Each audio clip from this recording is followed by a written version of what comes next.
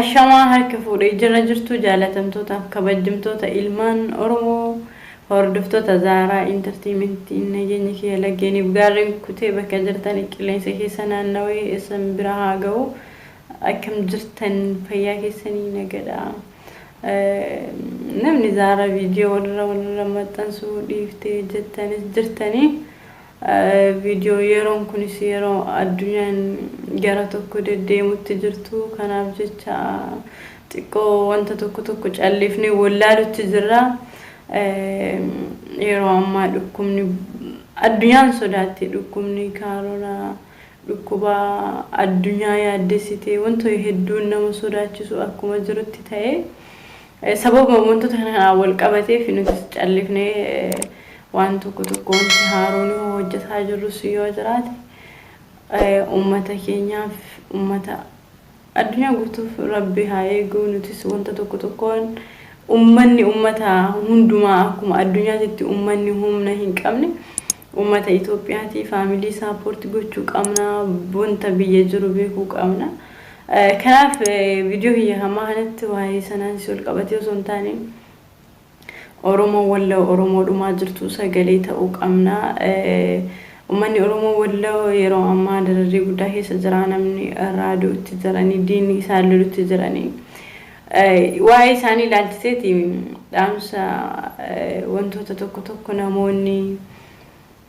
gama miidiyaa kallattii kamiitiin ummata kanaaf sagalee ta'uu qabna ummanni kun ummata qabsaa'aadha ummata qabsoo keessa ture ummata qabsoo keessatti aarsa guddaallee kafaluu turanii ummata gahee qabanidha ummata kanaaf sagalee ta'uu qabna ammas yeroon kun yeroo diina wajjin wal lolanii miti yeroon kun yeroo isaan diina wajjin walitti wanna jedhanii miti so guys ummata kana cinaa dhaabbachuu qabna Oromoon kutaa hunda keessa jirtan ummanni walloo diinaan marfamee waan jiruuf Oromoon kutaa biraa keessa jirtan gargaaruu qabdanii sagalee ta'uu fi qabdanii namoonni warroota miidiyaa qabutti dhiyaatan wanta kana yaada tokko jijjiiruu dandeessanii anis namoota itti dubbachuu danda'utti itti dubbadhee jira sagalee ta'uu fi qabna ijoollee laayivii haasoftanis gama laayiviitiin wantoota haaraa hojjedhu yeroo hedduu asirratti hojjedha amma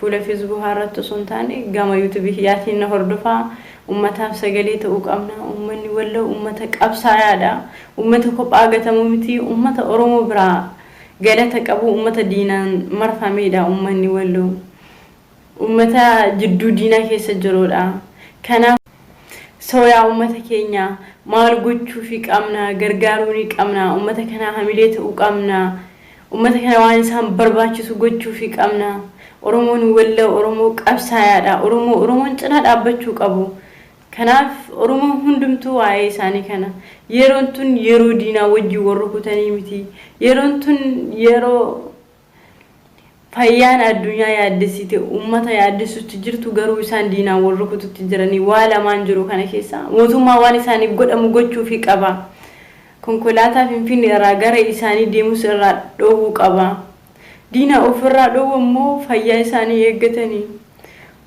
ummanni Oromoo Itoophiyaa keessa jiru Itoophiyaan guutuun ummata humna hin qabne ummata danda'ee of eeguu hin dandeenyedha kanaaf nuti immoo rakkoo jiru namoonni abbootiin aangoo harkaa qabdan aangoon keessan kan Oromoo hin fayyadne aangoon keessan kan saba hin fayyadne aangoon keessan kan gaafa rakkoo kana ummata hin fayyadne gaafa kam ummata fayyaddi ummataan cinaa dhaabbadha Oromoon arallee gaafa biyyarra jirtanillee aarsaa kafalutti jira yaa ummata waan tokko keessa hin jirre ummata keenyaaf sagalee ta'uu qabdanii ummata keenya cinaa dhaabbachuu qabdanii wanti isin nuti dhimma aangoo irraa wanti qabnu tokko hin jiru gaafa Oromoon hin gargaaramne gaafa rakkataan hin gargaaramne maalin aangoon isin Oromootu maqaaf maal godha aangoon maqaaf maal nu godha namoonni Oromoo biiroo qaqqabatanii soofaara teessanii suufa uffatanii shittoo afuufatanii borcii baattanii deemtan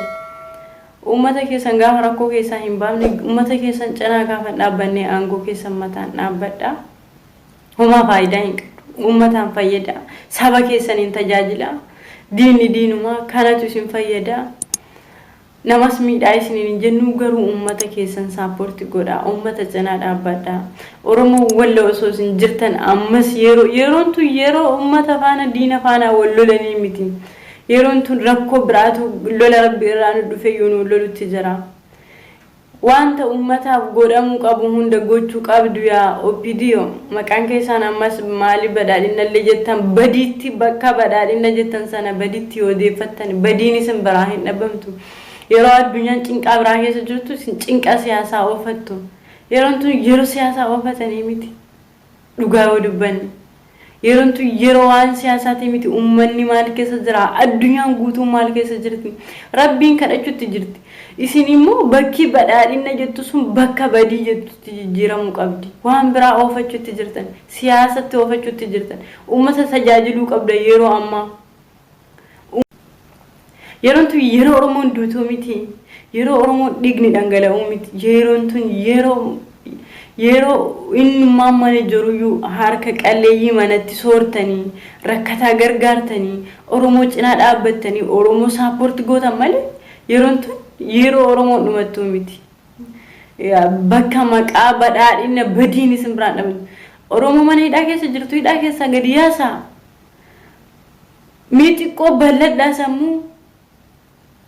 Maal barattaniiti aangoo kan qabattan ummataaf eegayyaanne erga ummatan tajaajille maal inni gaheen hojii keessanii naaf hin galle gaheen hojii keessanii naaf hin galle maal inni maal akka ta'e hin beekne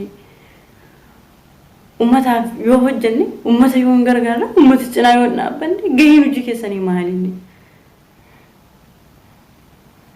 ummata Oromoo hiree keessan murteeffadhaa hiree keessan ammallee isintu murteeffachuudha qaba. Maaliif jennaan hiree keessan eenyumtu isinii murteessu nama bakka isinii wee hojjetu ilaamaatitti hin qabdanii.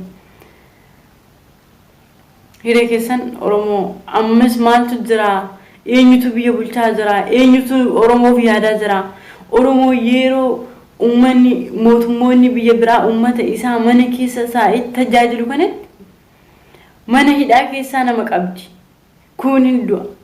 Ara hidhamtoota gadi hiikamuu qabdi ummata sagalee ta'a warri aangoo irra jirtan warri garaaf bitamtan boru seenaan isin gaafata maqaan keessanis isin bada wanti atamma nyaatu garaan kan kee irra qofaa fi geeruu kan boru sitti dhagahamuu qaba kan boru beeku qabda seenaan ati amma nyaatti boru sanyiin kee guutuun ittiin waamamti waan gaarii yoo ati godhatti gaarumte hojjettiin facaamti. OPDO ummatan gurguratina maqaa badhaadhina jijjiirtan san badii jijjiirtanii jirtanii bakkuma duraatitti deeffadha bakka badhaadhina jedhu san badii yoo jettan gaariidha sababbiin isaa yeroo uummanni mana hidhaa keessa taa'uu hin qabnetti yeroo miskiinni manatti gargaaramuu qabutti yeroo rakkataa mana gargaaramuu qabu kanatti uummata hiitanii namni mana hidhaa keessa jira qaanfadhaa. Miiqaan fadhaa garaaf jecha uummata hin nyaatina. Xiqqooma sammuu keessan keessa bal'isaa yaada. Isinitti haa dhagahamu lubbuun lammii keessanii lammiidhaaf yaada. Xiqqoo onneen keessan naasoo haa qabaattu. Yaa uummata garaan nama jijjiiratu. Yeroo kana yeroo namni manatti galee rabbiin kadhataa jiru kan humna hin qabne mootummoonni biyyi mootummaa qabdu gargaaramutti jirti. Videoon kiyya kanarraa asirra taree baay'ee ta'uu danda'u wanta Oromoo itti jirtu baay'ee nama aarsa yeroo gaarii qabaadha waan haaroo hojjedhu walitti